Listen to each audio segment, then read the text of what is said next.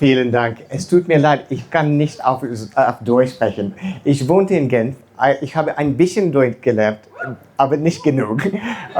Also auf English. Hi Mo, thank you for the warm welcome and the family feeling which I felt from day one that we've known each other. And I wanted to talk about my family. I'm from India, and my grandfather, when he was a young man, he had a dream of traveling. And he applied for a job in the Navy because they would give him a free ticket to go to New Delhi. And he went to Delhi, had an adventure, joined the Navy, and served there for 30 or 40 years. In fact, when he finished his career, he finished as the Admiral of the Indian Navy. And for me, he was a huge inspiration. He was a man who was a real leader because he had a photographic memory. When he had to take a test, he could remember everything which was in the textbook. But it was not so much about the military side or even the leadership side. As my grandfather, he influenced my thinking. And I remember he would say to me many times, he said, if you put your mind to something, you can make it happen. That was his belief, that was his mindset. And I had the good fortune to live in lots of different places. My father worked for Air India, the airline. And he enjoyed traveling, and we lived in Paris and in Geneva and in Singapore and Tokyo. And so I learned languages as I was growing up, and we had to adapt each time to a new country or a new school. That was part of my life. That was part of my upbringing. My father as well, he was in the same business for 35 or 40 years. So the airline industry, he knew deeply. He knew it down into his bones. And when I was 18, I went to the United States. I went to college there, and I went to business school at Stanford in 1995, just when the internet was starting up. And there was all this energy and excitement about this new technology and what's possible and what can we create.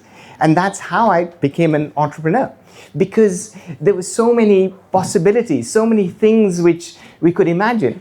And I didn't have that background. There's no such thing as a school of entrepreneurship. You have to learn it on the job. And we didn't have an idea as such. My friend Chris and I, we said, we must start a company, but what should we do? And we would go to a bar and have a drink and try to brainstorm ideas. If you have 2 or 3 drinks, then the ideas get worse, by the way, if anyone is considering this approach. But back then, this was in 2000, 99, 2000, mobile phones were still, in the very early days. And the idea was, what if you could use your mobile to identify any song anywhere, in a bar, in a club, or a cafe? But that technology didn't exist. And we didn't even know what field of science it was. We learned it was digital signal processing. And we found out that the experts in this field were at Stanford and Berkeley in Silicon Valley. And so we found a business partner who was a genius. He created this breakthrough technology to be able to identify music over your phone. And we were learning the whole time. We were creating science which we had barely just discovered a few months before. And we had challenges like there was no database of digital music. We had to create everything from scratch. We were the first company in all of the UK and probably in the whole world to build a library of every single song so we could identify it for this new idea we had come up with. But one thing which we knew was that we would have to, learn as we learned. The market kept changing. First there was CDs. My friend Chris thought, if we identify music, people will buy a CD. That's how we'll make money. No, because young people were just downloading music from Napster. And then once Shazam launched, Steve Jobs came up with the idea of iTunes. So people would Shazam a song, and then they'd buy the song from iTunes. That's how we started to make money. But that changed again. We had, streaming services, and then we had to keep changing the business model to be relevant. Anyway, this is old news and old stories. But the reality is that we suffered as we're trying to create a business. We suffered because the rules kept changing. We started in 2000, just when the dot-com boom was at its peak. And then within a year, the bubble had burst. And as a result, we couldn't get funding. People just didn't want to invest in startups. We had an investor who, pulled out. We had hired people, became friends. We worked with them for 15, 16 hours a day. We had to let these people go. And then the worst moment of that journey, of that story, was we had to sell our own technology just to keep the business alive. We couldn't survive without it. So we sold the breakthrough science which we had developed in order to be able to keep the company alive.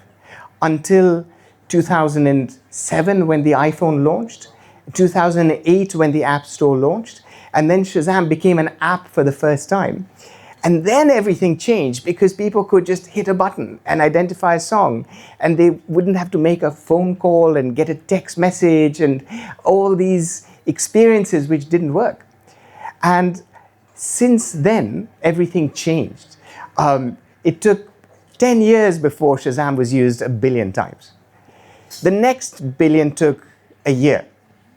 The billion after that took just 2 months.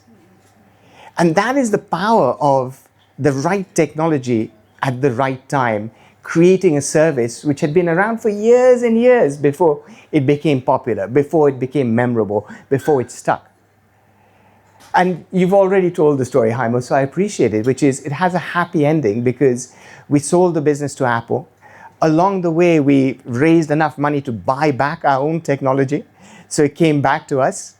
And then when that adventure was over, I was not looking for an 18-year journey. I wanted overnight success. That's the dream as an entrepreneur. It didn't work out for us. But what I felt it left me was character. You learn through adversity. A friend of mine told me about a book called The Obstacle is the Way. What does that mean? The obstacle is the way. That's how you get strength. That's how you learn. That's how you grow. Your setbacks become stepping stones to future success. And I consider myself someone who is learning all the time. Being here is such a great learning experience for me. To see, this city and the history and the vibrancy and the culture and the architecture, and to imagine what must have come before and what happens in the future. So my future is mostly about technology. I think about who are the change makers, what's making the transformations that we're experiencing today.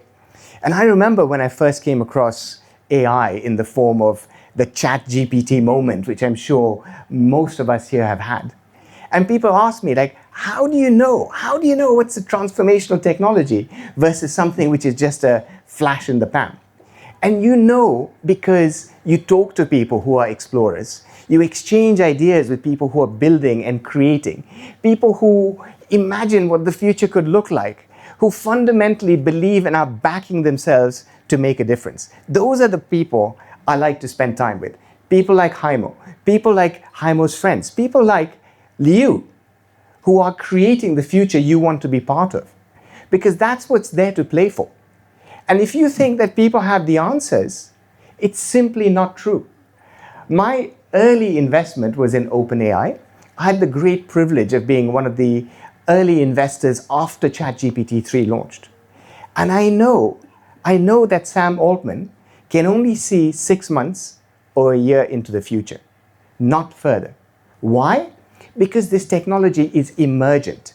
As you build it, as you create it, it has powers and properties which you can't see that far ahead. It's a little bit like if you were to drive here at night, you can only see as far as your headlights go, but you can still make it the whole way. It's the same thing with AI. We can't look 5 years into the future. What we can look at is who are the people that they're hiring? What are the ethics, the fundamentals that they believe in? What are the changes that they're trying to make?